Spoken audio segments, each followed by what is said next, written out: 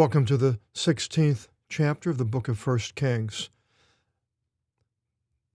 And the word came to pass the word of the Lord to Ehud, son of Anani, against Baasah.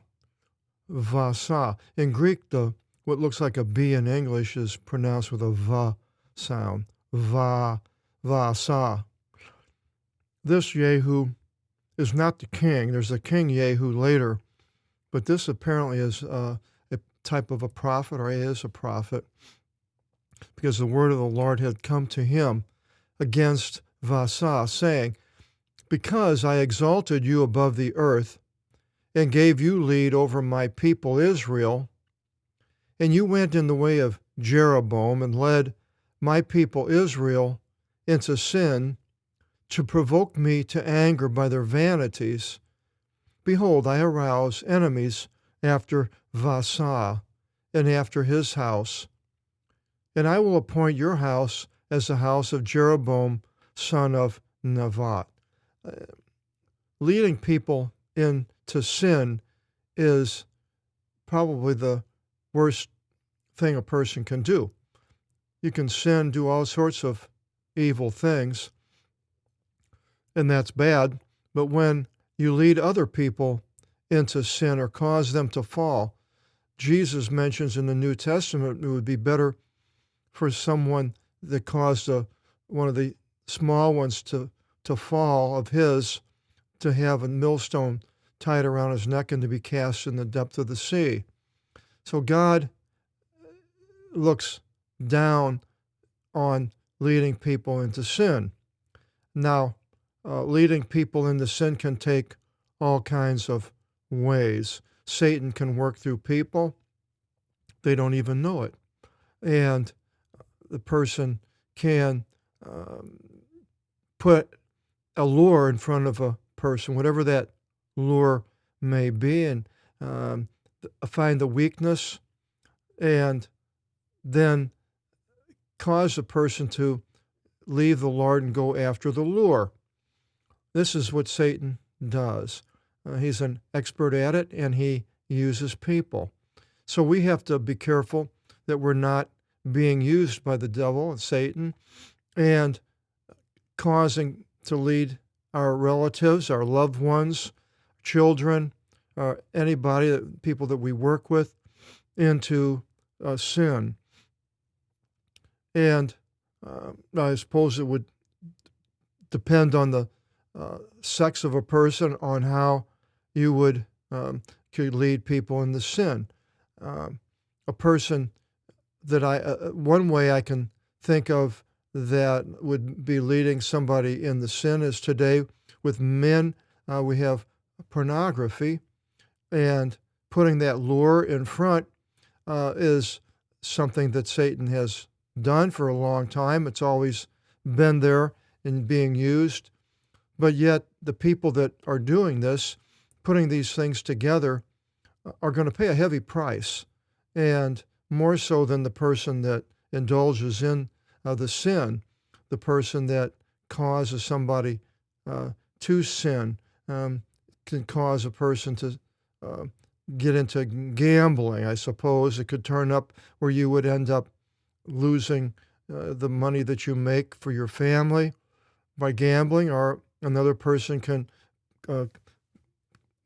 lead a person into alcohol and going in bars and just drinking up all the money that the person makes during the day, leading a person into sin. So God is provoked to anger over that. And here we're just talking about kings, but I believe it goes with any level. And I will appoint your house as a house of Jeroboam.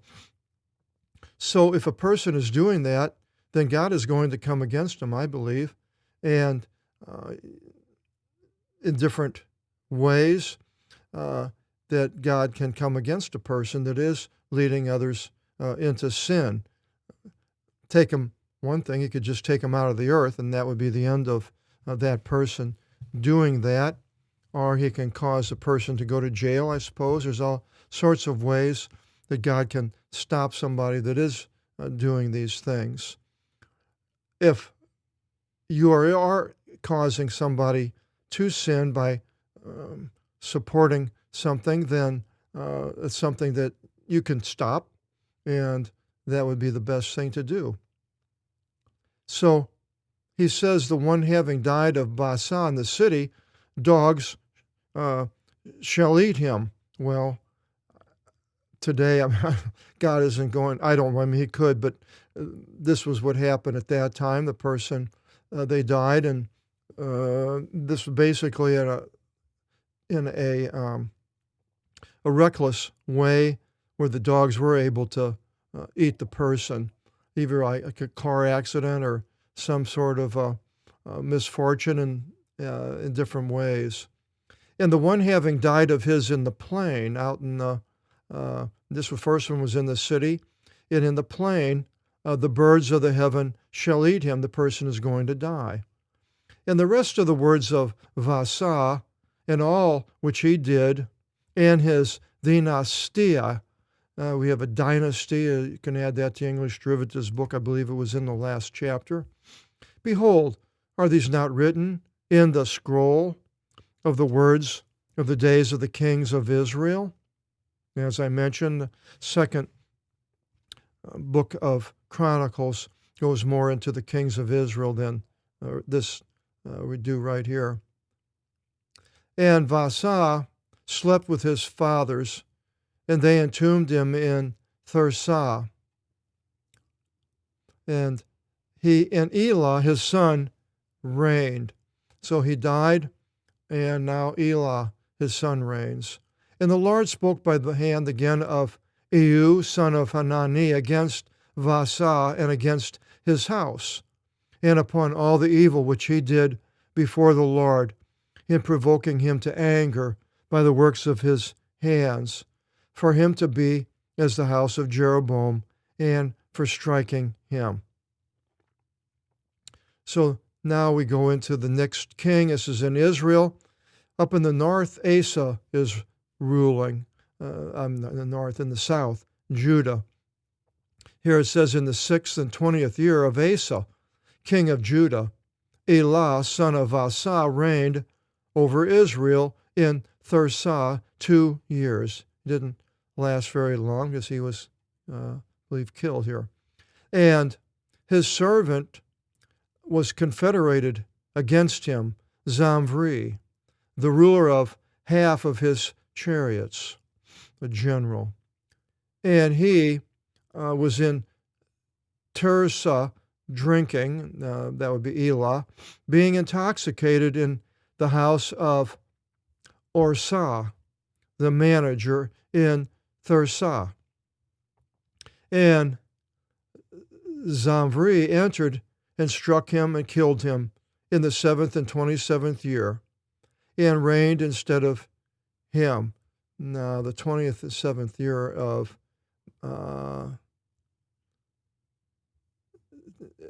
Asa, king of Judah. And it came to pass in his taking a reign, in his sitting upon his throne, he struck the entire house of Vasa, and he left not to it one urinating against the wall, and that would be a male. That's the way he used his definition. Even the relatives and of his friends. So Zimri, he says, he destroyed all the house of Vasa, according to the saying which the Lord spoke against the house of Vasa by Ehud the prophetine. So he was a prophet. Here it mentions it.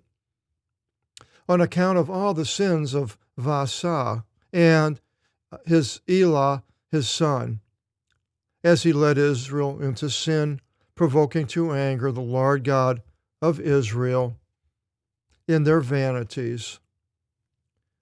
And the rest of the words of Elah and all which he did, behold, are these not written in the scroll of the words of the days of the kings of Israel? Could have been another book that we don't have. Actually, I mentioned in Second Chronicles. Second Chronicles actually doesn't have as much as Kings does on the kings of Israel. These have more information. The Chronicles, I was thinking about it, was more of the kingdom of Judah. So I was wrong. I've been wrong. I think in the last video somewhere I said the same thing. But it does have other things in there that you can read about that was going on at the time. And in the 20th and 7th year of Asa, king of Judah, Zimri or Zimri reigned in Tirzah 7 days, not long. And the camp of Israel was upon Gavathon, the city of the Philistines, and down by what is today the Gaza Strip. And the people heard in the camp saying, Zimri conspired and smote the king. And they gave reign in Israel to Omri, the one leading the military over Israel in that day in the camp. So another general is being put in charge by another portion of the people of Israel. So we have two vying for the power. And Omri ascended from out of Gabbathon, and all Israel with him, and they besieged against Tirzah. And it came to pass, as Zimri beheld that his city was taken, metropolis, that he entered into the inner room of the house of the king, and set on fire the house of the king over himself with fire, and died. Pyromania. For his sins which he did, to act wickedly before the Lord. Now, 4160 is to do, and it's the most used verb in the Bible. And it depends on the context. It'll have many different meanings in English. And here, he did wickedly. That wouldn't. So here you got 41. Well, actually, you see we have two of them, two verbs. What he did to act wickedly. You wouldn't say which he did to do wickedly. You could, but which he did to do wickedly. But I put act wickedly before the Lord. And we're going to find other words outside of this one, and I believe in this chapter. To go in the way of Jeroboam, that was the king of Israel, Israel and Jeroboam, son of Nevat. And in his sins, which now here I have 4160, see, he committed. I could put in which he acted as he led Israel into sin, but I used the word committed. And the rest of the words of Zimri and his associations, which he joined in, behold, are these not written in the scroll of the words of the days of the kings of Israel? Then the people of Israel parted. Half the people went after Thavni, son of Ginath, for him to reign, and half of the people went after Omri. And the people, being after Omri, prevailed against the people that followed after Thavni, son of Ginath. And Thavni died, and Omri reigned. In the 30th and first year of Asa, king of Judah. So Asa seeing all these kings reigning up north, 3 or 4, I believe, in his reign.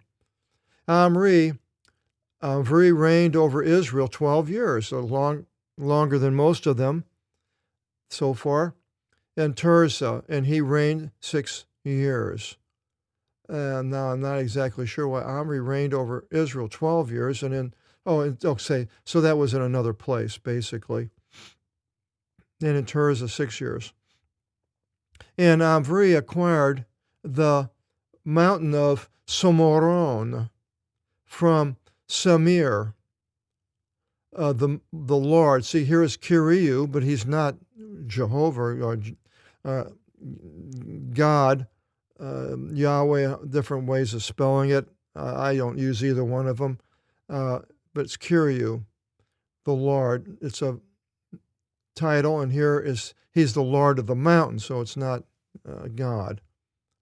He bought it for 2 talenton, a transliteration of Argiriu, and he built on the Oros, the mountain, and called the name of the mountain which he built upon after the name of Semir, the Lord of the mountain, Somoron. But another form, we'll see it changes a little bit here in a few verses. And Omri did the wicked thing before the Lord, as all these kings of Israel were doing, and was wicked over all, the ones being prior of him.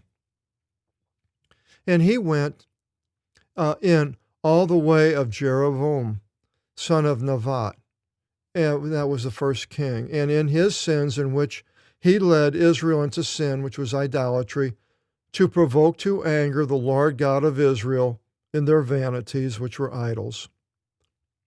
And the rest of the words of Omri, and all which he did, and his dynastia, behold, are these not written in the scroll of the words of the days of the kings of Israel? Another writing in that book. And Omri slept with his fathers, and they entombed him in, now see it changes from that Samoron to Samaria. And this area later in the New Testament is where the Samaritans live, where Jesus went, because these people are later, the Jews are all taken by Sennacherib, the king of Assyria, and taken into other countries, and people from other countries are brought into this area here. They weren't Jews, and they grew in this area of Samaria, and this is where Jesus went and talked to them, met the woman at the well. And Ahab, his son, reigned instead of him when Omri died. But now Ahab is a king in Israel that's probably mentioned, probably number one outside of Jeroboam, king that's mentioned in of all the kings in the Bible, I believe.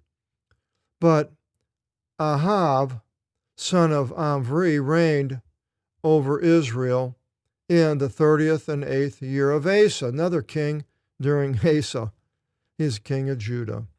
And Ahab, son of Omri, reigned over Israel in Samaria 22 years.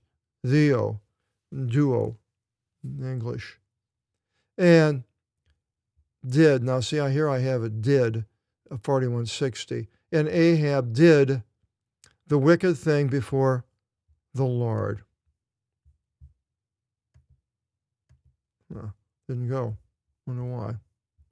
Lost link. And he was wicked above all the ones prior of him. Seems like one gets worse than the other. And it was not enough for him to go in the sins of Jeroboam, son of Nevat, but he took for a wife Jezebel. It's pronounced in Greek Eazavel. The accent is on the alpha. Eazavel. And it looks like a B, remember, as a va sound. Eazavel. The daughter of Ethbaal, king of Sidonion. So Sidon is up where Lebanon is, and a form of a Baal. And he went and served to Baal and did obeisance to him. And he set up an altar to Baal in the house of Baal. Built something, which he built in Samaria. So he builds a house and puts the altar in there, and the god from Lebanon, Baal. And Ahab prepared. Now I have prepared for this 4160. You could have Ahab did the sacred grove, but that wouldn't make any sense. So he prepared the sacred grove. And Ahab proceeded to make, now 4160 again, here to make provocations. You wouldn't say he proceeded to prepare provocations or to do provocations. You could, to make provocation. So we got like four or five different English words for the same Greek verb. To provoke the Lord God of Israel to anger above all the kings of Israel, being prior of him. And in his days,